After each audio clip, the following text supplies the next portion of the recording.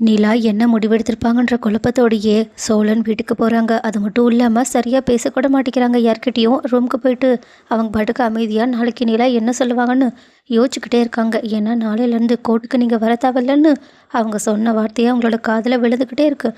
ஆனால் இது எல்லாத்தையுமே கவனிக்கிற நிலாவும் நாளைக்கு ஒரு நாள் தான் இந்த டென்ஷன் எல்லாம், அதுக்கப்புறம் கண்டிப்பாக இவங்க ரொம்பவே சந்தோஷமாக இருப்பாங்கன்னு அவங்க கொஞ்சம் சோழனை கிண்டல் பண்ணுற மாதிரி அப்பப்போ அவங்கக்கிட்ட விளையாடிக்கிட்டு இருக்காங்க. ஆனால் இது எல்லாத்தையுமே பார்க்குற சேரனும் கொஞ்சம் பயத்தோட நிலா கிட்ட, என்னம்மா நீ என்ன முடிவெடுத்திருக்க, நாளைக்கு நல்ல முடிவாக தானே எடுத்திருக்கேன்னு கேட்க, அதுக்கு நிலாவோ அண்ணன் சோழன்கிட்ட தான் நான் விளையாடிக்கிட்டு இருக்கேன், ஆனால் உங்ககிட்ட உண்மையை சொல்கிறேன், எனக்கு உண்மையாகவே சோழனை பிரியணுன்ற நினப்பே இல்லைண்ணே, எனக்கும் அவங்க கூட சேர்ந்து வாழணும் தான் விருப்பம் இருக்குன்னு சொல்லிடுறாங்க. அப்போ நிலா இப்படி சொன்னதை கேட்ட சேரனூர் ரொம்பவே சந்தோஷப்பட்டது மட்டும் இல்லாமல் ரொம்ப நல்லா இருக்குமா, ஆனால் இந்த விஷயத்த நீ ஏன் இன்னும் சோழன்கிட்ட சொல்லவே இல்லை, அவன் பாரு எதையோ இழந்த மாதிரியே சுற்றிக்கிட்டு இருக்கான்.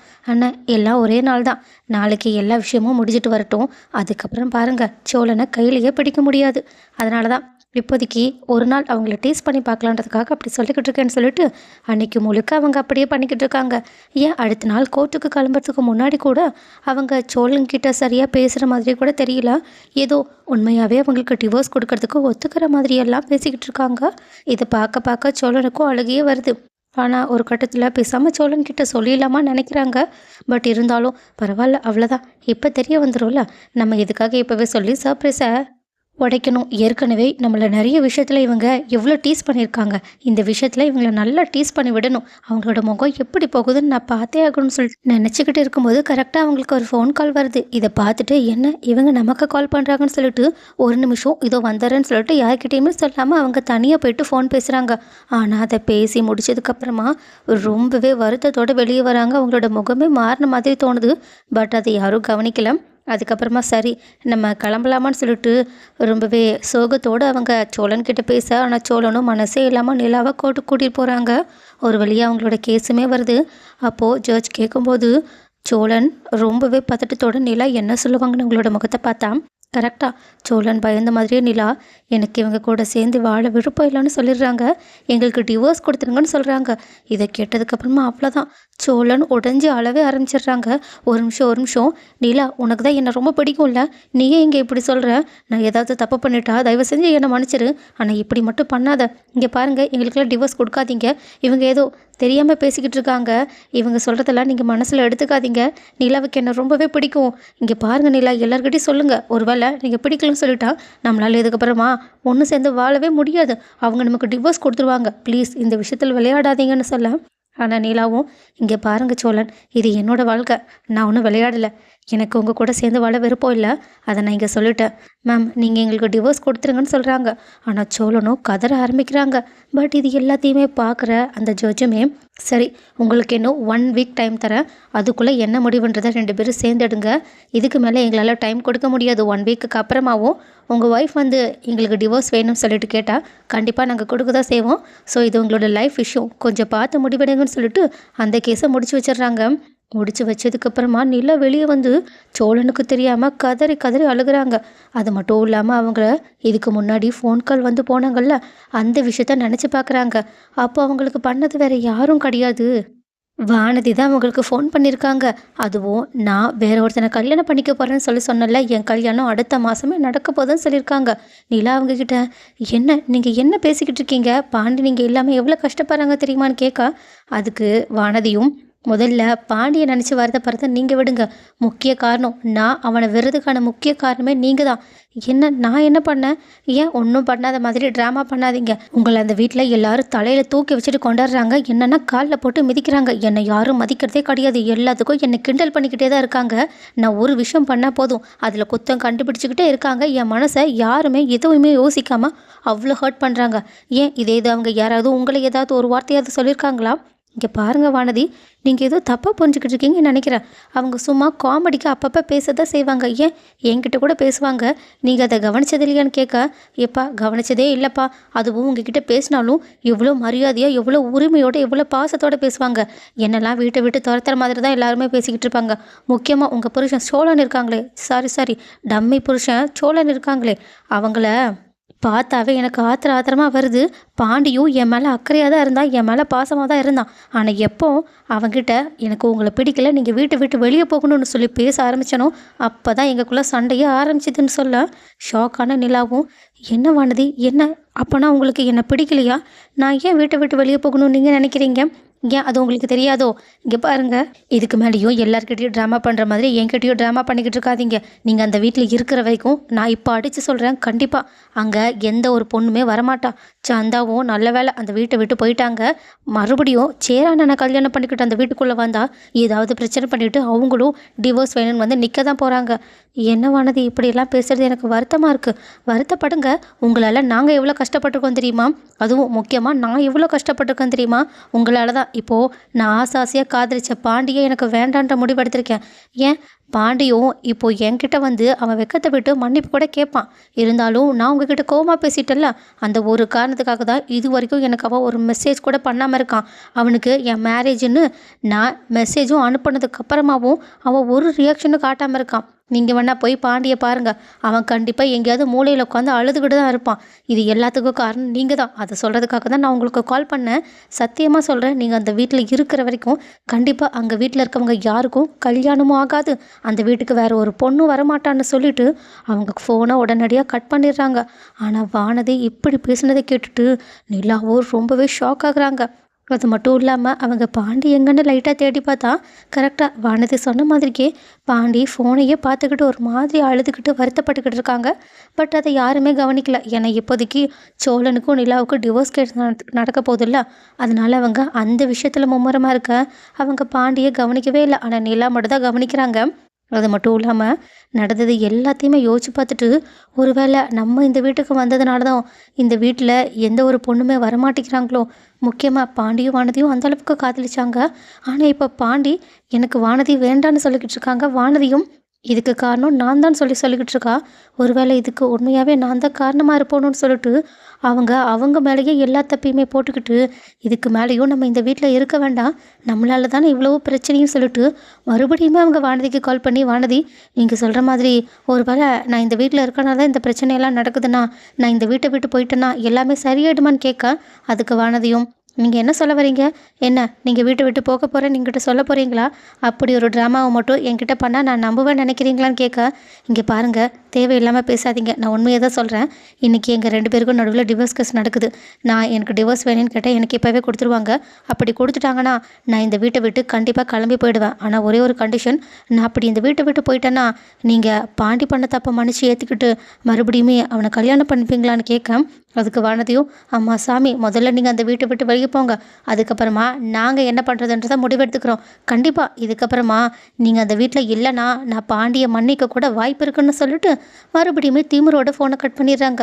பட் இதை கேட்டதுக்கப்புறமா நிலா மொத்த முடிவையுமே மாற்றிக்கிட்டு அப்படி கோர்ட்டில் வந்து பேசியிருக்காங்க. ஆனால் அது சுத்தமாக அவங்களோட மனசில் விருப்பப்படி அவங்க பேசலை. இருந்தாலும் அவங்களோட வீட்டில் இருக்கவங்க நல்லபடியாக இருக்கணும், சந்தோஷமாக இருக்கணும் அப்படின்றதுக்காக தான் அவங்க அப்படி சொல்லியிருக்காங்க.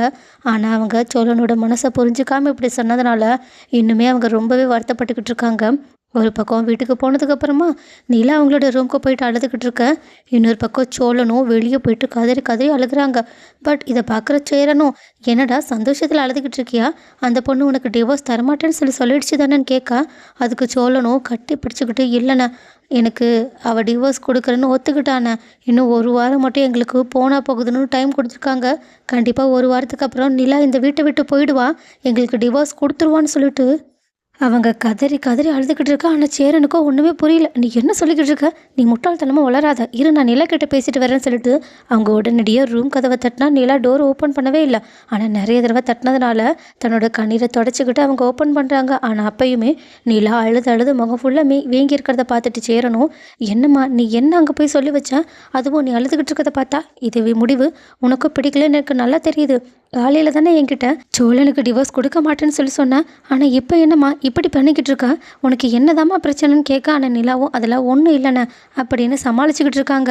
பட் இருந்தாலும் சேரன் ரொம்பவே பொலைட்டாக மறுபடியும் கெஞ்சி கெஞ்சி கேட்கறதுனால நிலாவும், என்னால் இந்த குடும்பத்துக்குள்ளே எந்த பிரச்சனையும் வரக்கூடாதுன்னு நான் நினச்சேன். ஒருவேளை என்னால் தான் இந்த வீட்டில் எந்த ஒரு பொண்ணுங்களுமே வரமாட்டேங்கிறாங்கன்னு தோணுதுன்னு சொல்லிட்டு அவங்க வானதியை நினச்சி பார்த்து சொல்ல, சேரனும் நீ என்னம்மா உளறிக்கிட்டு இருக்க? நீ தாம்மா இந்த வீட்டுக்கு அதிர்ஷ்டம். நீ வந்ததுனால இங்கே என்ன பிரச்சனை நடந்துச்சுன்னு சொல்ல, அதுக்கு நிலாவும், இல்லைண்ணே என்னால் தான் பாண்டியும் வானதியும் பிரிஞ்சு போனாங்க. என்னம்மா உன்னாலெல்லாம் ஒன்றும் பிரிஞ்சு போகலாம். அந்த பொண்ணு ஏதோ புரியாமல் எல்லாத்தையும் பண்ணிக்கிட்டு இருக்கு. ஏன் அந்த பொண்ணு உங்ககிட்ட ஏதாவது பேசிச்சான்னு கேட்க, உடனே நிலாவும் ரொம்பவே தயக்கத்தோட அது அப்படின்னு திணற ஆரம்பிக்க, உடனே சேரனும், சொல்லுமா காலையில் கூட ஏதோ ஃபோன் வந்துச்சுன்னு சொல்லிட்டு தனியாக போய் பேசிட்டு வந்தியே, அதுவும் ரொம்ப நேரம் ஆயிடுச்சுன்னு சோழன் கூட உன்னை அப்பப்போ கூப்பிட்டுக்கிட்டே இருந்தானே, ஒருவேளை அவங்க அப்போது வானதி தான் பேசினாலா என்னன்னு கேட்க, அதுக்கு நிலாவும் ஆமான்னு தலையாட்டுறாங்க. உடனே சேரனும், அந்த பொண்ணு உங்ககிட்ட என்னம்மா பேசிச்சு, உன்னை ஏதாவது கஷ்டப்படுத்துகிற மாதிரி பேசிச்சான்னு கேட்க, இல்லைண்ணா அவள் எல்லாத்தையுமே பேசிட்டா தான் எனக்கு ரொம்ப கஷ்டமாக இருக்குதான். இருந்தாலும் அவள் சொன்னது எல்லாத்தையுமே கேட்கும்போது எல்லா தப்புமே ஏமாலன்னு தான் தோணுது. நான் இந்த வீட்டில் இருக்கனால தான் அவளுக்கும் பாண்டிக்கும் பிரச்சனை வந்துச்சுன்னு சொன்னா, இன்னும் நிறைய விஷயம் சொன்னா. எல்லாத்தையுமே யோசிச்சு பார்க்கும்போது உண்மையாகவே தப்பு ஏமால தான் தோணுதுன்னு சொல்ல, ஆனால் இப்படியே நீலா சேரன்கிட்ட பேசிக்கிட்டு இருக்கிறது எல்லாத்தையுமே வெளியே வாசலில் நின்று பாண்டி கேட்டுட்டு செம்ம ஷாக்கோடு இருக்காங்க. அது மட்டும் இல்லாமல் அவங்க கோபத்தோடு உடனடியாக வானதியோட வீட்டுக்கு போயிட்டு, எங்கடி இருக்க, வெளியே வாடின்னு சொல்லிட்டு வீட்டு வாசலில் நின்று கத்திக்கிட்டு இருக்காங்க. உடனே வானதியோட அம்மாவும் அண்ணனும், என்னடா என்ன, உன்னதான் என் பொண்ணு வேண்டான்னு சொல்லிட்டால, அப்புறம் எதுக்காக தேவையில்லாமல் இங்கே வந்து கத்திக்கிட்டு இருக்கேன்னு கேட்க, அதுக்கு ஒழுங்கு மரியாதையாக எல்லாரும் வாயை மூடிட்டு இருங்க. நான் இப்போ கொலை வெறியில் இருக்கேன். கண்டிப்பாக எனக்கு இருக்கிற கோவத்துக்கு உங்களை ஏதாவது பண்ணாலும் பண்ணிடுவேன். முதல்ல உங்கள் பொண்ணை கூப்பிடுங்க, அவகிட்ட நான் கொஞ்சம் பேசணும்னு சொல்கிறாங்க. இதை கேட்டுட்டு அவங்களோட அண்ணனும், என்னடா காலில் விழுந்து மன்னிப்பு கேட்கறதுக்காக வந்தியோ, நீ என்ன தான் காலில் விழுந்தாலும் என் தங்கச்சி கண்டிப்பாக உன்னை கல்யாணம் பண்ணிக்க ஒத்துக்க மாட்டா. ஏற்கனவே வேற ஒரு பையனுக்காக ஓகே சொல்லிட்டா, அடுத்த மாதமே அந்த பையனுக்கும் அவளுக்கும் கல்யாணம். என்ன இது தெரிஞ்சுக்கிட்டு தானே வந்து பிரச்சனை பண்ணிக்கிட்டு இருக்கான்னு கேட்க, உடனே பாண்டியும், அம்மாடா சாமி, நல்ல வேலை அவளுக்கு கல்யாணத்தை முடிவு பண்ணிட்டீங்க, இல்லைனா அவள் ஏன் தலையை உருட்டிக்கிட்டு இருப்பா. முதல்ல அவளை கூப்பிடுங்க. நான் ஒன்றும் எங்கள் 2 பேரையும் சேர்த்து வைக்கிறதுக்காக வரல, அவள் பண்ண வேலைக்கு சரியான பதிலடியை கொடுக்க வந்திருக்கேன்னு சொல்லிக்கிட்டு இருக்கும்போதே வானதி கோவத்தோட, என்னடா என்ன இங்கே வந்து கத்திக்கிட்டுக்கான்னு அப்படியே திட்டிக்கிட்டே வெளியே வர. ஆனால் வந்த வானதியை பாண்டியோ கன்னத்தில் பல்லார்னு 4-5 அறைய விடுறாங்க. இதை பார்த்துட்டு வானதியோட அப்பாவும், என்ன தைரியம் இருந்தால் என் பொண்ணையே அடிச்சிருப்பான்னு கேட்க, உடனே பாண்டியும் கொஞ்சம் கூட யோசிக்காமல் அவங்களோட அப்பாவை தள்ளி விட்டுட்டு, பொண்ணா வளர்த்து வச்சிருக்க, இவளை மாதிரி ஒரு கேவல மனவளை நான் பார்த்ததே கிடையாது.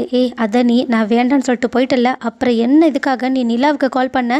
உன்னால் உன் ஒருத்தியால் தான் இப்போ சோழனும் நிலாவும் பிரிகிற நிலைமைக்கு வந்து நிற்கிறாங்க. வீடே அங்கே அவ்வளோ கஷ்டத்தோடு இருக்குது. என் வீட்டில் இருக்க ஆளுங்க கஷ்டப்படுறதுக்கு முழு காரணம் நீ தாண்டி. உன்னை ஏன்டா காதலிச்சோன்னு எனக்கு இப்போ அருவருப்பாக இருக்குது. இப்போ சொல்கிறேன்டி, நீயே எல்லாத்தையுமே புரிஞ்சுக்கிட்டு செஞ்ச தப்பெல்லாம் புரிஞ்சுக்கிட்டு என் காலிலேயே வந்து விழுந்தாலும் சத்தியமாக சொல்கிறேன்டி, இதுக்கப்புறமா உனக்கு என் லைஃப்பில் இடமே கிடையாது. எவனையும் ஒருத்தனை கல்யாணம் பண்ணிக்கிட்டு போக்க போகிறேன்னு சொன்னல, போ அங்கே போய் அவன் நல்லா வச்சு செய்வான், அப்போ அனுபவி. அப்போ தான் உனக்கு என்னோட அருமையும் என்னோட குடும்பத்தோட அருமையும் புரிய வரும்னு சொல்லிட்டு, உன் பொண்ணுக்கு கல்யாணத்தை பண்ணி வச்சதுக்கப்புறமா தான் உங்களுக்கு முழு பிரச்சனையும் ஆரம்பிக்க போகுதுன்னு சொல்லிட்டு கோபத்தோடு அங்கேருந்து போகிறாங்க. ஆனால் இதை பார்த்துட்டு வானதிக்கிட்ட அவங்களோட அப்பாவும், நீ என்ன பண்ணி வச்சேன்னு கேட்க, அதுக்கு வானதியும், அதெல்லாம் உங்களுக்கு தேவையில்லாத விஷயம், அதான் அவனுக்கும் எனக்கும் ஒன்றும் இல்லைன்னு ஆயிடுச்சுல்ல, அப்புறம் எதுக்காக இதை பற்றி பேசிக்கிட்டு இருக்கீங்க, அவனோட இந்த திமிருக்காக தான் அவன் அனுபவிக்க போகிறான்னு அவங்களுமே உள்ளே போகிறாங்க. இதை பார்த்துட்டு அவங்களோட அம்மா தான், இன்னும் என்னென்ன கன்றாவியெல்லாம் நான் பார்க்க வேண்டியது இருக்குன்னு எனக்கு சத்தியமாக புரியல. முதல்ல இவளுக்கு பேசாமல் 10 நாள்லேயே கல்யாணத்தை பண்ணி வச்சிடலாமா? படிக்கிற பொண்ணுக்கு எப்படி பண்ணி, ஆமாம் படிக்கிற வயசில் இவள் படிக்கிற வேலையை மட்டும் தான் பார்க்குறாளோ? இதுக்கு முன்னாடியும் பாண்டியனுக்கு கல்யாணம் பண்ணி வைங்கன்னு சொல்லும்போது அவள் படிச்சுக்கிட்டு தானே இருக்கா. இதுக்கப்புறமாவும் படிப்பு முடிகிற வரைக்கும் வெயிட் பண்ண வேண்டும்னு அவசியம் கிடையாது. முடிஞ்சால் நாளைக்கே கல்யாணம் பண்ணி வச்சாலும் எனக்கு பரவாயில்லன்னு தான் தோணுது. முதல்ல அந்த மாப்பிள்ளை வீட்டுக்கு கால் பண்ணுங்கன்னு சொல்லிட்டு அவங்க வானதியோட கல்யாணத்தை இன்னுமே சீக்கிரமாக பண்ண ட்ரை பண்ணிக்கிட்டு இருக்காங்க. அதே நேரத்தில் சேரனும் சோழன் கிட்ட போயிட்டு நடந்த எல்லா விஷயத்தையுமே சொல்லிடுறாங்க. இதை கேட்டதுக்கப்புறமா தான் சோழனுக்கு மனசே வருது. அது மட்டும் இல்லாமல் அவங்க நிலா கிட்ட போயிட்டு இதை பற்றி பேசுறதுக்காக போகிறாங்க. ஸோ கைஸ், ஒரு வழியாக நீங்கள் நினச்ச மாதிரிக்கே வானதியும் பாண்டியும் இதுக்கப்புறமா சேரவே முடியாத நிலைமைக்கு போயிட்டாங்க. அண்ட் ஆல்சோ என்னதான் நிலா குடும்பத்தோட நல்லதுக்குன்னு சொல்லி செஞ்சாலும் இப்போது நிலாவை பற்றி எல்லாருமே புரிஞ்சுக்கிட்டாங்க. முக்கியமாக நிலாவோட மனசுக்குள்ளே தான் தான் இருக்கிறன்ற விஷயம் சோழனுக்குமே புரிய வந்துடுது. ஸோ இதுக்கப்புறமா கண்டிப்பாக 2 பேருமே ஒன்று சேர்ந்துருவாங்க. அதுக்கப்புறமா அவங்களோட கல்யாணம் முதல் முறையாக நல்லபடியாக எல்லார் முன்னிலையும் நடந்தால் நல்லாயிருக்கும். அண்ட் ஆல்சோ இந்த பிரச்சனை சீக்கிரமாக முடிஞ்சு அவங்க எல்லா பிரச்சனையிலேருந்தும் வெளியே வந்தால் நல்லாயிருக்கும்னு யாரெல்லாம் நினைக்கிறீங்க?